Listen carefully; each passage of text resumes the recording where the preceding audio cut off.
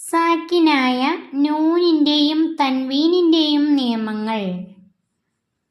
സാക്കിനായ നൂൻ എന്താണ്?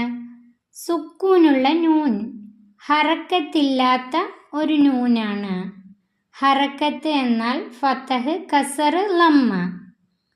സാക്കിനായ നൂൻ എന്നാൽ ഒന്നുകിൽ സുക്കൂനുള്ള ഒരു നൂന് അല്ലെങ്കിൽ ഒരു നൂൻ മാത്രം വരുന്നു.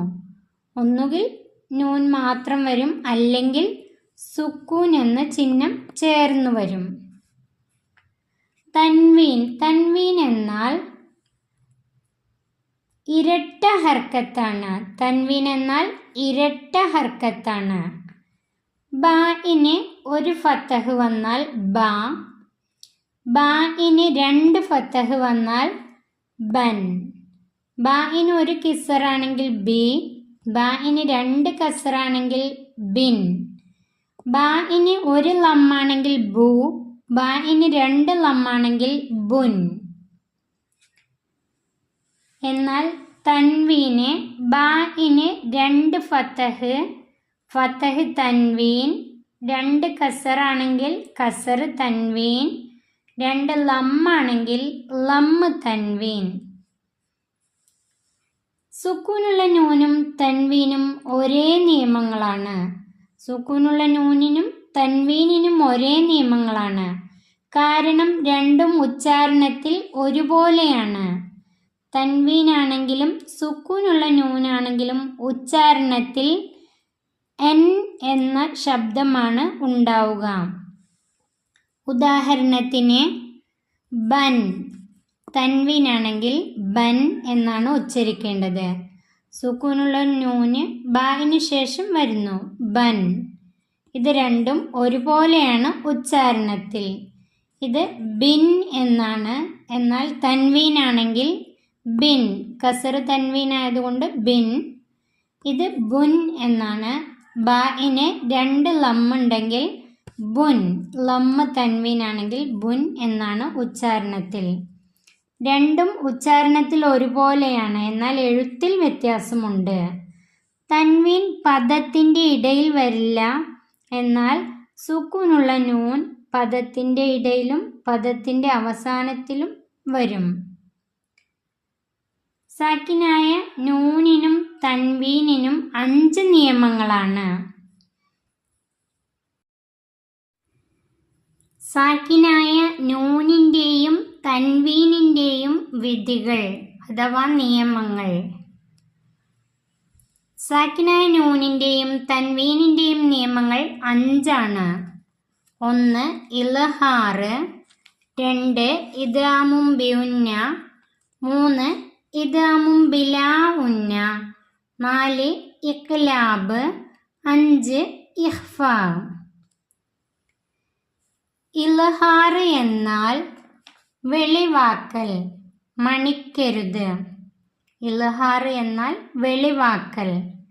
ഇൽഹാറിൻ്റെ അക്ഷരങ്ങൾ അംസ്, ഹ, ഐന്, ഹ, ഐന്, ഹ. ഹൽക്കിൻ്റെ ഹർഫുകളായ ഈ 6 അക്ഷരങ്ങളാണ് ഇൽഹാറിൻ്റെ ഹർഫുകൾ. സാക്കിനായ നൂനിനോ തൻവീനിനോ ശേഷം അംസ്, ഹ, ഐന്, ഹ, ഐന്, ഹ, ഈ 6 അക്ഷരങ്ങളിൽ ഏതെങ്കിലും ഒന്ന് വന്നാൽ സാക്കിനായ നൂനിനെ വെളിവാക്കി ഉച്ചരിക്കണം, വ്യക്തമാക്കി ഉച്ചരിക്കണം. ഇതിന് ഇൽഹാർ എന്ന് പറയുന്നു. ഉദാഹരണം അൻഅംത, അൻഅംത അലൈഹിം. അതിൽ അൻഅംത എന്നതിൽ സുക്കൂനുള്ള നൂനിന് ശേഷം ഐന് വന്നു.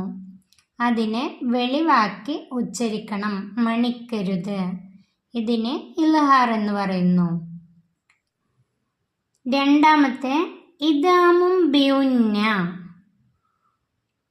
ഇദ്ഗാമും ബിഉന്നയുടെ 4 അക്ഷരങ്ങളാണുള്ളത്. യാ, വാവ്, മീമ്, നൂന്. സാക്കിനായ നൂനിൻ്റെയോ തൻവീനിൻ്റെയോ ശേഷം യാ, വാവ്, മീമ്, നൂന് ഈ 4 അക്ഷരങ്ങളിൽ ഏതെങ്കിലും ഒന്ന് വന്നാൽ ഷദ്ദോടുകൂടി മണിക്കണം. ഇതിനെ ഇദ്ഗാമും ബിഗുന്ന എന്ന് പറയുന്നു. ഉദാഹരണത്തിന് മിൻ മർഖദിന. മിൻ എന്ന സുക്കൂനുള്ള നൂനിന് ശേഷം മീമാണ് വന്നത്. മർഖദിന എന്നതിൽ മീമാണ് വന്നത്. അതുകൊണ്ട് തന്നെ ഷദ്ദോടുകൂടി മണിക്കണം. മിൻ മർഖദിന. ഇതിന് ഇദ്ഗാം ബിഗുന്ന എന്ന് പറയുന്നു. മൂന്നാമത്തെ ഇദ്ഗാമും ബിലാ ഉന്ന. ഇദ്ഗാമും ബിലാ ഉന്നക്ക് 2 അക്ഷരങ്ങളാണുള്ളത്. ലാമ് റാ. സാക്കിനായ നൂനിൻ്റെയോ തൻവീനിൻ്റെയോ ശേഷം ലാമ് റാ ഈ 2 അക്ഷരങ്ങളിൽ ഏതെങ്കിലും ഒന്ന് വന്നാൽ മണിക്കാതെ ശ്രദ്ധ ചെയ്ത് ഉച്ചരിക്കണം. ഇതിനെ ഇദ്ഗാമും ബിലാ ഉന്ന എന്ന് പറയുന്നു.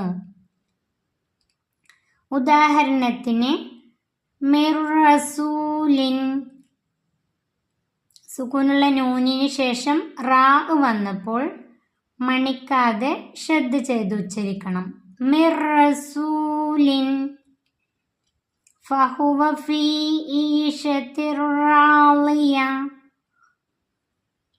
തൻവീന് ശേഷം റാ വന്നു. ഈശത്തിർ റാളിയ. മണിക്കാതെ ശ്രദ്ധ ചെയ്ത് ഉച്ചരിക്കണം. നാലാമത്തെ ഇക്ലാബ്. ഇക്ലാബിൻ്റെ അക്ഷരം ബാ ആണ്.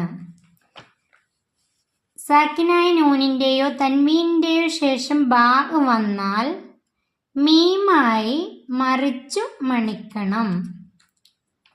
സാക്കിനായ നൂനിൻ്റെയോ തൻവീനിൻ്റെയോ ശേഷം ബാ വന്നാൽ മീമായി മറിച്ചു മണിക്കണം. ഇതിന് ഇക്ലാബ് എന്ന് പറയുന്നു. ഉദാഹരണം യുംബിത്തു. ശരിക്കും എഴുതുമ്പോൾ യുൻബിത്തു എന്നാണ് എഴുതുക.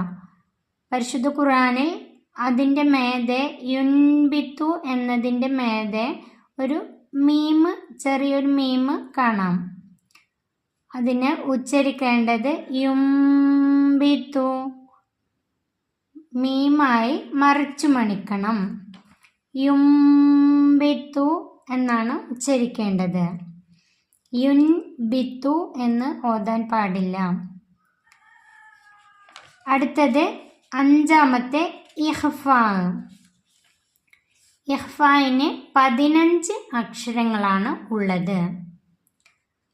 അറബി അക്ഷരങ്ങളിൽ നിന്നും ഇൽഹാറിൻ്റെ 6 അക്ഷരങ്ങളും ഇദ്ഗാമും ബിഗുന്നയുടെ 4 അക്ഷരങ്ങളും ഇദ്ഗാമും ബിലാ ഉന്നയുടെ 2 അക്ഷരവും ഇക്ലാബിൻ്റെ 1 അക്ഷരവും ചേർത്ത് 13 അക്ഷരങ്ങൾ. അറബി അക്ഷരങ്ങളിൽ നിന്ന് ആ 13 അക്ഷരങ്ങളെ മാറ്റി നിർത്തിയാൽ ബാക്കിയുള്ള 15 അക്ഷരങ്ങൾ ഇഖ്ഫായിൻ്റെ അക്ഷരങ്ങളാണ്. ഇഖ്ഫായിൻ്റെ അക്ഷരങ്ങൾ താ, സാ, ജീമ്, ദാല്, ലാല്, സാ, സീന്, ഷീന്, സ്വാദ്, ലാദ്, ത്വാ, ല്വാ, ഫാ, ഖാഫ്, കാഫ്. ഈ 15 ഹർഫുകളാണ് ഇഖ്ഫായിൻ്റേത്. സാക്കിനായ നൂനിൻ്റെയോ തൻവീനിൻ്റെയോ ശേഷം ഈ 15 ഹർഫുകളിൽ ഏതെങ്കിലും ഒന്ന് വന്നാൽ സാക്കിനായ നൂനിനെ തരിമൂക്കിലേക്ക് മറച്ചു മണിക്കണം. ഉദാഹരണം അന്തും. സുക്കൂനുള്ള നൂനിന് ശേഷം താ വന്നു. അന്തും. ഇവിടെ സുക്കൂനുള്ള നൂനിനെ വെളിവാക്കാൻ പാടില്ല. സുക്കൂനുള്ള നൂനിനെ മറച്ചു മണിക്കണം. അന്തും.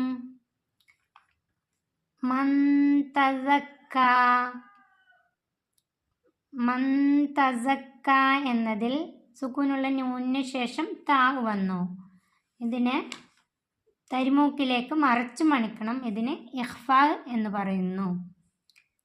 സാക്കിനായ നൂനിൻ്റെയും തൻവീനിൻ്റെയും നിയമങ്ങൾ 5 ആണ്.